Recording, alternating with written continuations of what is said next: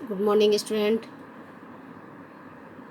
आप class 10th में हिंदी विषय में क्षितिज गद्य खंड में दूसरा अध्याय बाल गोविंद भगत पढ़ रहे थे, जिसके लेखक राम वृक्ष बेनीपुरी हैं। हम आपने बाल गोविंद भगत के बारे में जाना, उनके व्यक्तित्व के बारे में जाना और वह किसको मानते थे, यानी वह कबीर को अपना साहब मानते थे, उनके बारे में जाना। कबीर के आदर्शों पे चलते थे, उनके बारे में जाना। अब हम उसके आगे का पढ़ेंगे। कार्तिक आया नहीं कि बाल गोविंद भगत की प्रभातियाँ शुरू हुई। कार्तिक का महीना आता है, हिंदी कैलेंडर के अनुसार ये कार्तिक महीना का नाम है। तो कार्तिक का महीना आया कि बाल गोविंद भगत की प्रभातियाँ कहते हैं जो सवेरे सवेरे जो गीत गाए जाते हैं। तो सवेरे गाने वाले जो गीत होंगे उसको प्रभाती कहते हैं। तो बाल गोविंद भगत की प्रभातियाँ शुरू हुई। जैसे ही कार्तिक का महीना आया, बाल गोविंद भगत की प्रभातियाँ शुरू हो गई, यानी सुबह के जो उठकर जो गीत गाते थे, जो फागुन तक चला करती थी, यानी कार्तिक महीना के और फागुन के महीने तक। इन दिनों वह सवेरे ही उठते, न जाने किस वक्त जगकर वे नदी स्नान को जाते। उनका डेली की दिनचर्या थी कि कार्तिक का महीना जब आता तो वह प्रभातियाँ गाते, और वह प्रभातियाँ कब तक चलती? कार्तिक से फागुन के महीने तक।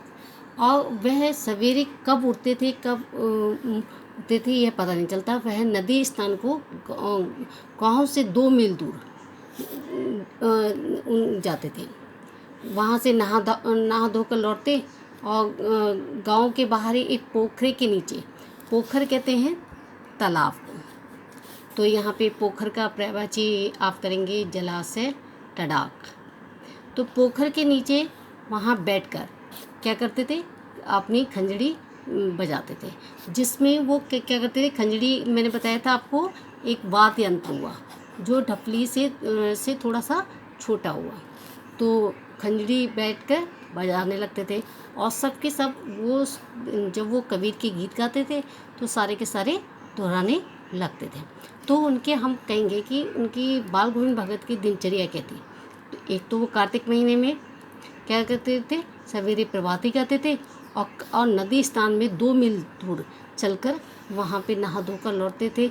और वहीं पर एक पोखर यानी तालाब था, उसके पास ही कहीं पे बैठकर वो कबीर के गीत दोहराने लगते थे। अब उनके गीतों को सुनकर सभी लोग क्या करते थे? उनके गीतों को सुनकर मंत्रमुग्ध हो जाते थे, और वहीं आसपास में लोग बैठ के उनके गीतों को दोहराने लगते थे। आसमानों के तारों के दीपक बुझे नहीं थे कि पूरब में लोही लग गई थी, जिसकी लालिमा को शुक्र तारा और बढ़ा रहा था। कहते हैं कि जब वो होता है तो खेत में के चारों तरफ लोगों ने क्या करी? आग जला रखी थी, जिसकी चारों तरफ क्या है, आग की जो गर्मी थी वो बढ़ रही थी। वातावरण अजीब रहस्य में आवृत मालूम पड़ रहा था, और उसमें क्या हुआ था? वो एक चटाई पे बैठे हुए थे और काली कमली ओढ़े हुए थे।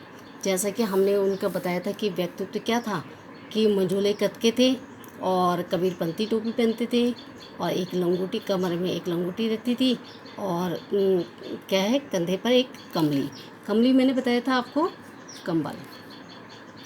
ये बाल गोविंद भगत का व्यक्तित्व है।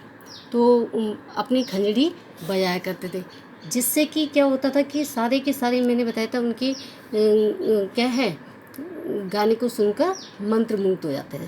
तो गर्मियों में उनकी संध्या कितनी उमस भरी शाम को ना शीतल करती थी।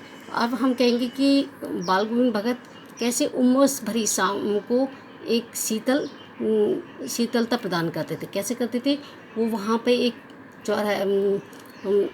गांव के बाहर एक आंगन होता था, वहाँ पे बैठ जाते थे, वहाँ पे खंजरी बजाया करते थे और कबीर के गीत गाया करते थे, जिसको सुनकर सभी लोग क्या हो जाते थे? मंत्रमुग्ध हो जाते थे।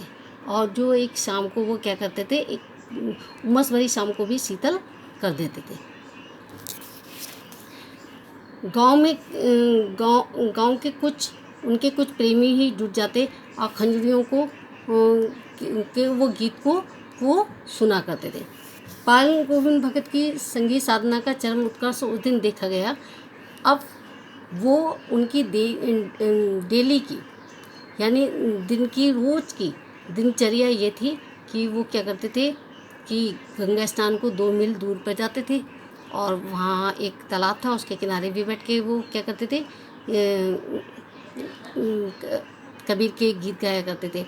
मगर उनका लेखक कह रहे हैं उनका एक बेटा था। अब कहा है कि संगीत साधना उनके दिनचर्या में था, तो उस दिन भी देखा गया जब उनका बेटा मर गया। उनका इकलौता बेटा था और वह कैसा था, एक सुस्त और बोधा सा था। कुछ कहते हैं कि जैसे कुछ मंद बुद्धि के होते हैं उस टाइप से था। तो किंतु इसी कारण बाल गोविंद भगत उसे और भी मानते थे। अब हम कहेंगे कि बाल गोविंद भगत अपनी बेटी को क्यों इतना ज़्यादा अधिक प्यार करते थे, क्योंकि वह क्या था, एक तो उनका इकलौता बेटा था और सुस्त और थोड़ा सा मंद बुद्धि का था, इसलिए उससे ज़्यादा अधिक प्यार करते थे। उनकी समझ में ऐसे आदमियों पर उनको ज़्यादा हमें ध्यान देना चाहिए। और वो उनका मानना था कि जो बच्चे थोड़े से सुस्त और थोड़े से मंद बुद्धि के होते हैं उनको और अधिक प्यार करना चाहिए, क्योंकि वे निगरानी और मोहब्बत के ज़्यादा हकदार होते हैं। ये बाल गोविंद भगत का मानना था।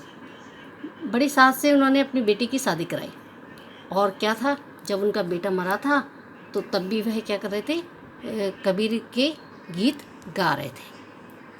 तो उन्होंने अपनी बेटी की शादी कराई और पतो बड़ी ही, जो उनकी बहू थी वो बड़ी ही सुशील थी और पूरा घर का काम उसने अच्छे ढंग से संभाल रखा था।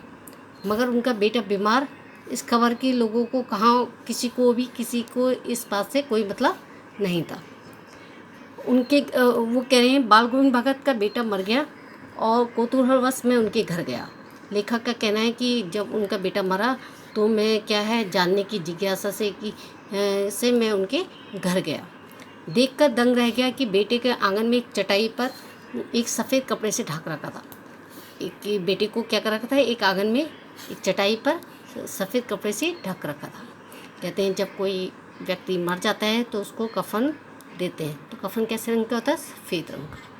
तो वह कुछ तो फूल तो हमेशा ही रोकते रहते थे। वो डेली की दिनचर्या में पूजा पाठ करते थे, इसलिए वो फूल को हमेशा तोड़कर लाते थे। उन फूलों से कुछ तोड़कर उस पर बिखरा दिए। जब लेखक ने देखा कि वह उनके घर गए तो उन्होंने देखा कि बेटा आंगन की एक चटाई पे है, उस पर सफ़ेद कपड़ा ढक रखा है और कुछ फूल जो है उसके ऊपर बिखरे हुए हैं। फूल और तुलसी दल भी और तुलसी के बीज भी। सिरहाने पे एक चिराग जल रहा है और उसके सामने ज़मीन पर आसन जमाए गीत गाए जा रहे हैं और वह वही पुरानी तल्लीनता। उनको ये मतलब नहीं कि मेरा बेटा मर गया है। तो लेखक जब उनके घर गया तो उन्होंने ये सब कुछ देखा कि उनके बेटा क्या है, एक चटाई पे नीचे रखा गया, उसके ऊपर सफ़ेद रंग का है कपड़ा डाल रखा है और क्या है, फूल बिखरे हुए हैं और तुलसी के बीज पड़े हुए हैं उसमें और पास में एक दिया जल रहा है। और उन्होंने देखा कि घर की जो बहू है वह बहुत रो रही है और उसको गांव की स्त्रियां चुप कराने की कोशिश कर रही हैं। लेकिन बाल गोविंद भगत जो है उनका जिनका इकलौता पुत्र था वो हमेशा क्या कर रहे हैं, वो तब भी गाए जा रहे हैं। गाते गाते कभी पतोहू के नज़दीक भी आ जाते हैं और उसे रोने के बदले उत्सव मनाने को कहते हैं। वो अपनी बहू से कहते हैं कि ये बेटा, ये रोने का समय नहीं है, ये तो उत्सव मनाने का समय है।